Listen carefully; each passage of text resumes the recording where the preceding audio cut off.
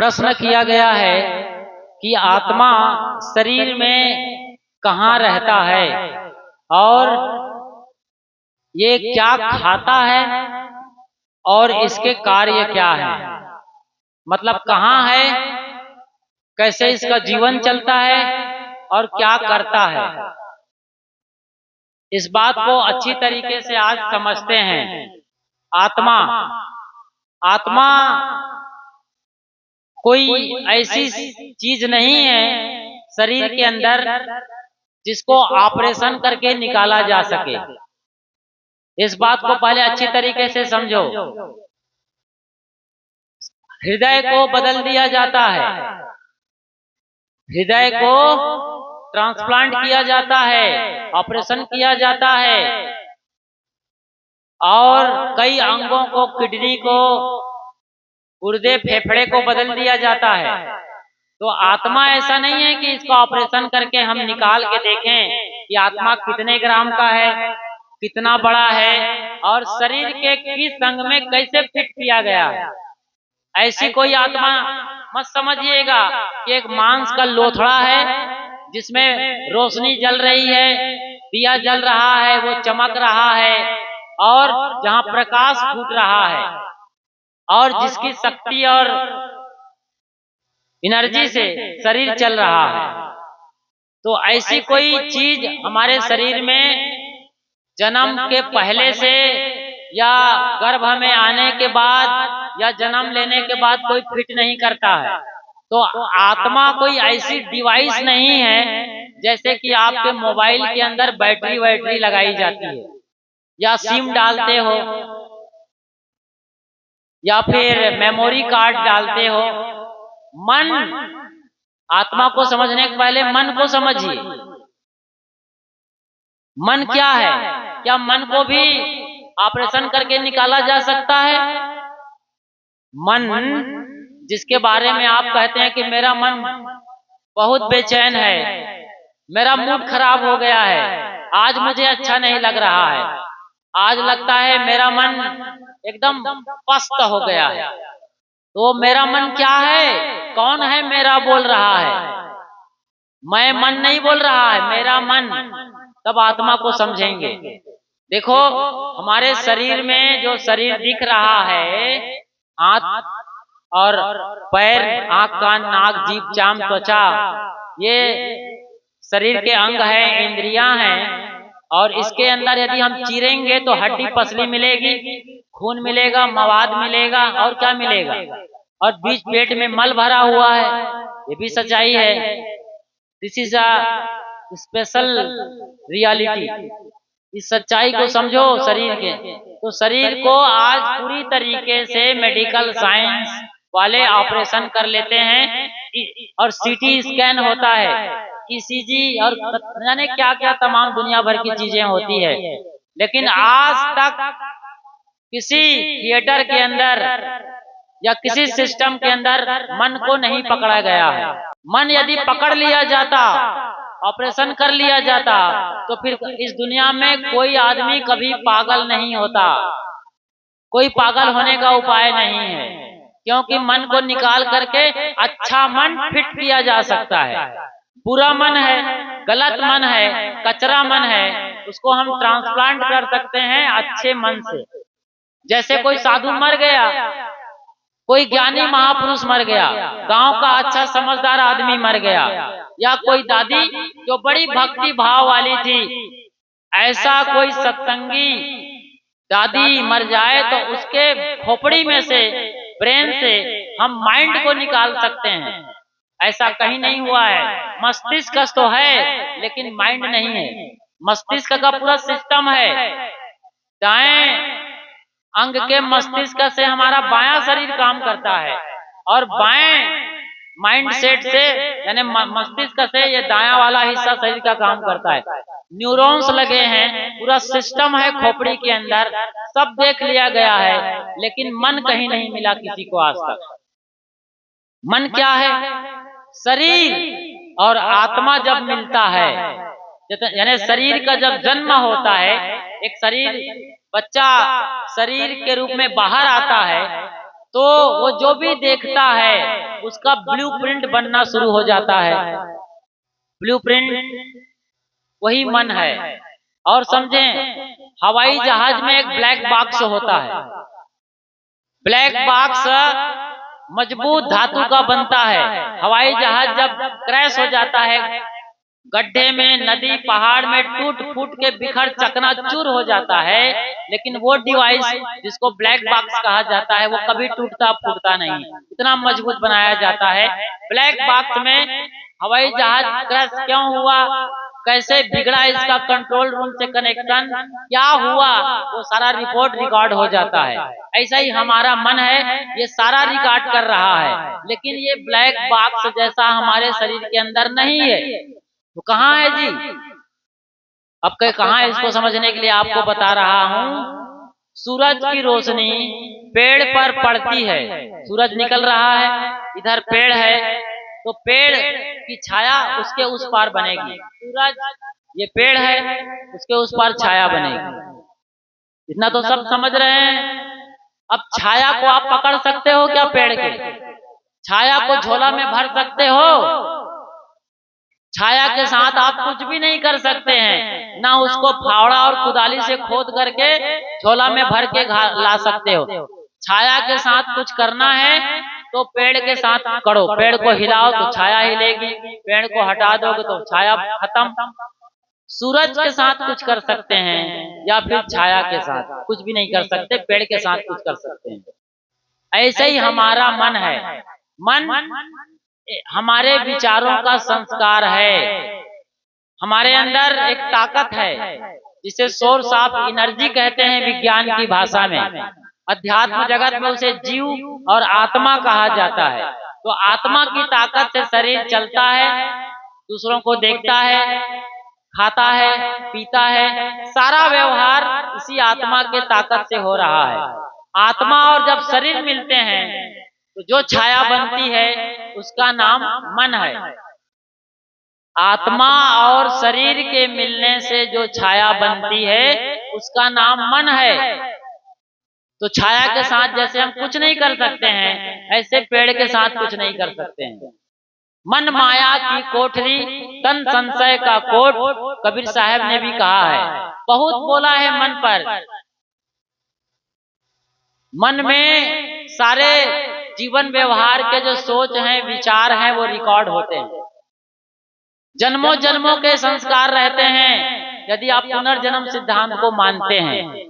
बचपन की बातें आपको याद है, आज भी आप बचपन की बातों को 70 साल के बाद बता सकते हैं, जबकि शरीर 10 साल में, माफ करिए 7 साल में बदल जाता है। जो परमाणु लगा है, एक एक परमाणु, रोआ रोआ, रेसा रेसा 7 साल में बदल जाता है। यदि आप 70 साल के हैं, कोई बूढ़े बुढ़िया हैं, तो आप 10 बार बदल चुके आदमी हैं, लेकिन फिर भी आपकी याददाश्त, मेमोरी वही है। मेमोरी जहाँ स्टोर होती है वो मन है। मेमोरी को जो जानता है, समझता है, स्टोर करता है, वो डिवाइस का नाम है आत्मा। अब बड़ी बात है कि आत्मा कहाँ है। गीता में अंगुष्ठ मात्रा कहा गया है, इसी में ये आत्मा निवास करता है। अंगूठे के आकार का है, हृदय में है, इसी में आत्मा निवास। धड़कता भी है। जब कुछ होता है, तकलीफ, पीड़ा, तो ये दिल पहले धड़कता है, धक धक करने लगता है। और खुशी होती है तो भी यहीं पर आत्मा में खुशी होती है, खोपड़ी में आत्मा नहीं है। इसका मतलब ये नहीं है कि हृदय में ही लोथड़ा में कोई फंसा हुआ है चमकदार चीज, मैंने पहले बताया है। अरे वो एनर्जी है, आत्मा एक शक्ति है, एक ताकत है जो आपको दिखाई नहीं दे सकती। कैसे? अभी मैं आपके पीठ पर एक जोरदार मुक्का मारूंगा, मुक्केबाजी वाला मुक्का पड़ेगा एक अच्छा खासा जोरदार, तो जो पीड़ा होगी आप दिखा सकते हैं? पीड़ा हो रही है, आपका चेहरा बता रहा है, आपका चेहरा बताएगा कि पीड़ा हो रही है, तकलीफ है। मैं भी समझ रहा हूँ, क्योंकि मुक्का पड़ने के बाद मुझे भी दर्द होता है। मैं दर्द को भी नहीं दिखा सकता, दर्द कहाँ पर हो रहा है ये बता सकता हूँ, लेकिन परफेक्ट जगह में कहाँ पर दर्द है नहीं। जब कोई आदमी को बात बोल देता है ना तो पूरे शरीर भर में दर्द हो जाता है, एकदम बेचैन बुखार लग जाता है। लेकिन जब उस बात को बार बार सोचते हैं तो खोपड़ी के किसी हिस्से में बात फंस जाती है, वहां टन टन टन दर्द होता रहता है। यही है दर्द। तो आत्मा कहाँ है? परफेक्ट रूप में आज तक किसी भी साहित्य में नहीं लिखा है, किसी ग्रंथ में बात नहीं आई है, ना कोई धर्म गुरु, कोई विरक्त आत्मा परमात्मा भी इसे बता सका है।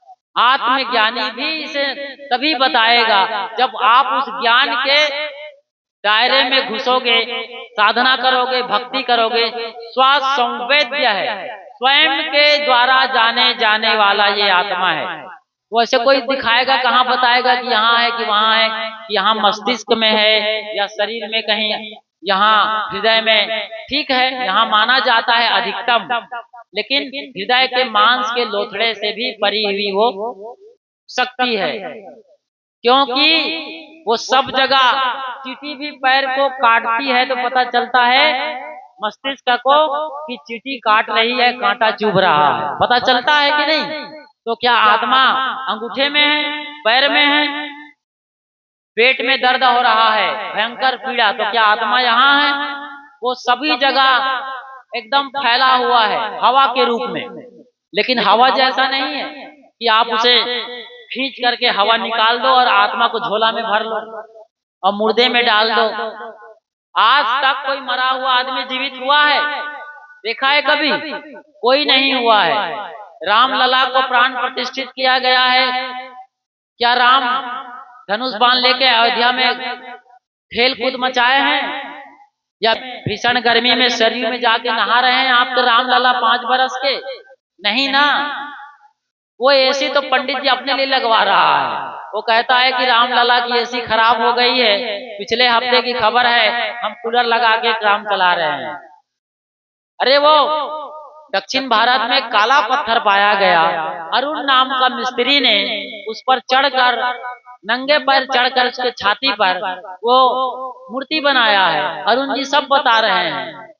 तो अरुण जी को जब मूर्ति बना रहे थे तो राम क्या बात नहीं करते कि जल्दी करो, देर हो रही है, या आराम से पूरा मंदिर बन जाने दो तब मेरे को प्रतिष्ठित करना। ये शंकराचार्य नहीं मान रहे हैं कि अर्ध निर्मित मंदिर में अनिष्ट हो जाएगा। हो सकता है कल मोदी हार जाए। कल्पना करिए ना, कल मोदी यदि हार गए, वोट बैंक की राजनीति में जो चल रही है, कल वोटिंग होगी, पूरी दुनिया उस पर नजर लगाएगी। यदि मोदी को बहुमत नहीं मिला तो शंकराचार्य बाहर आएंगे और कहेंगे कि हम पहले से बोल रहे हैं कि अनिष्ट होने वाला है और आपके साथ ये अनिष्ट शुरू हो गया है, ये कहेंगे वो। और मंदिर में एसी खराब हो रहा है। अरे भगवान के लिए एसी लगा है और उसका एसी खराब होगा? अरे भगवान तो एसी की ऐसी तैसी करके रख देगा, करेगा कि नहीं? भगवान जो सर्व शक्तिशाली है, एसी क्या वो फूकेगा तो एसी चल जाएगा। वहां का मंदिर का जो पुजारी है, प्रमोद नाम का शायद, वो राम जन्मभूमि न्यास ट्रस्ट को, जिसके अगुआ है महंत अवैधनाथ, उसको कह रहा है कि आप बनाइए, बनवाइए, खराब है। बड़े परेशान है रामलला। अरे भैया तुम परेशान हो कि रामलला मूर्ति परेशान? मूर्ति को पसीना आता है।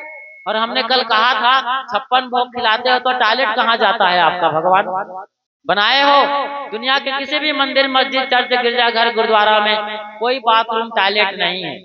ये सब धोखाधड़ी का खेल ऐसा चलता है। ऐसे ही आत्मा का खेल चल रहा है।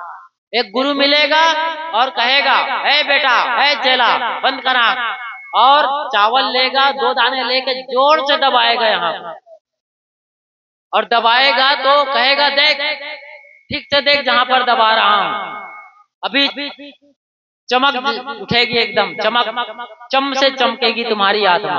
और यहाँ जब गर्मी लगती है, चमकती है, तो आत्मा दिख जाती है और कहते हैं कि वही आत्मा है। अरे वो ज्योति है।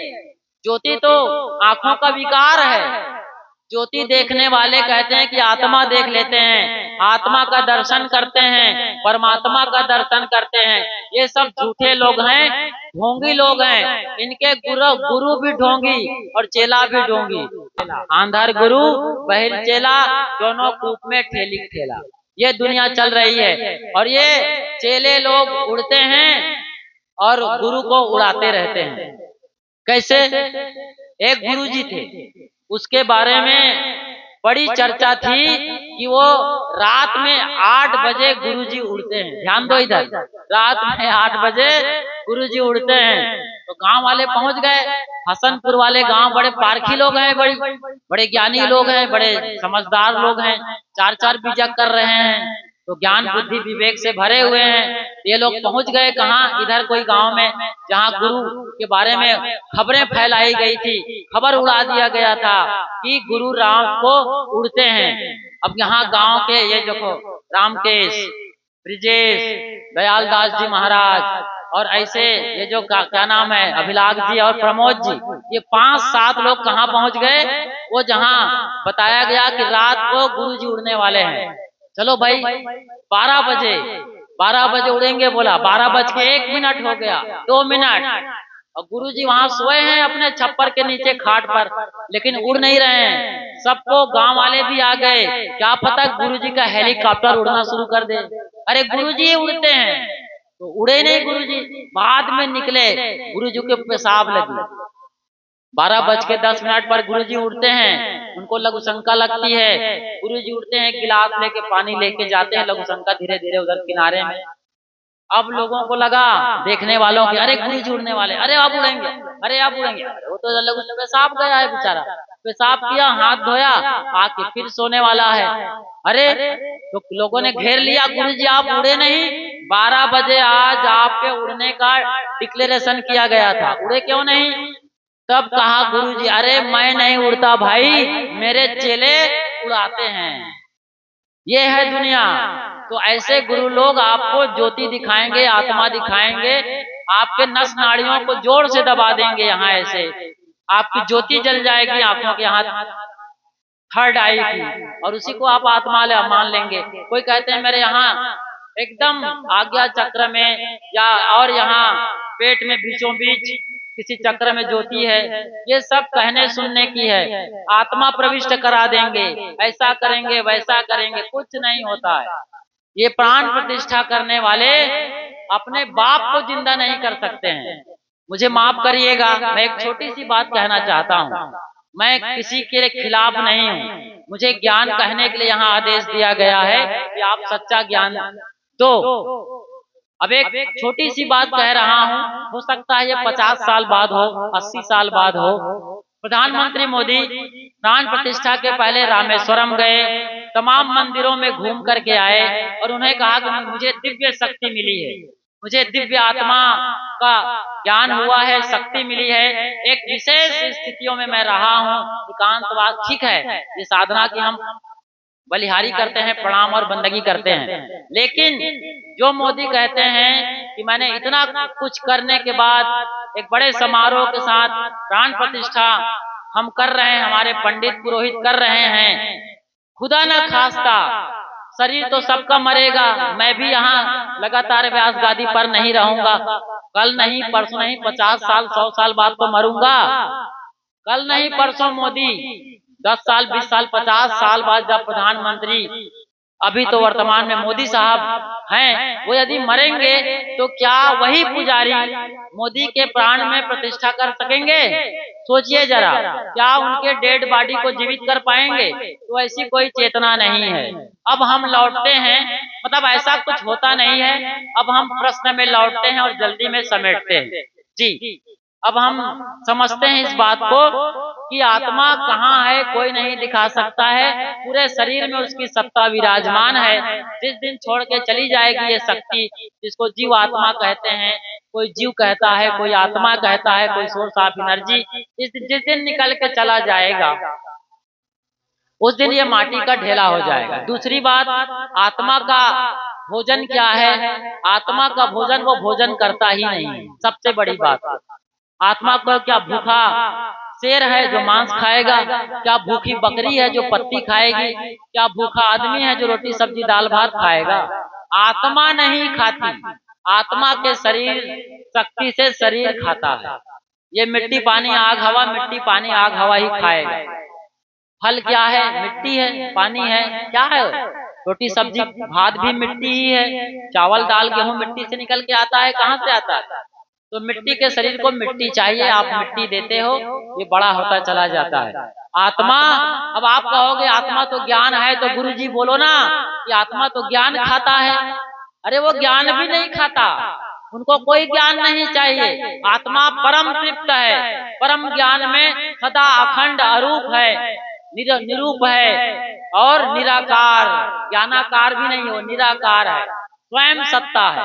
ज्ञान तो है ही है उसमें, तो ज्ञान क्या खाएगा, कहाँ से ज्ञान लेगा, कौन ज्ञान देगा खाने के लिए? नहीं नहीं, ज्ञान भी नहीं खाता।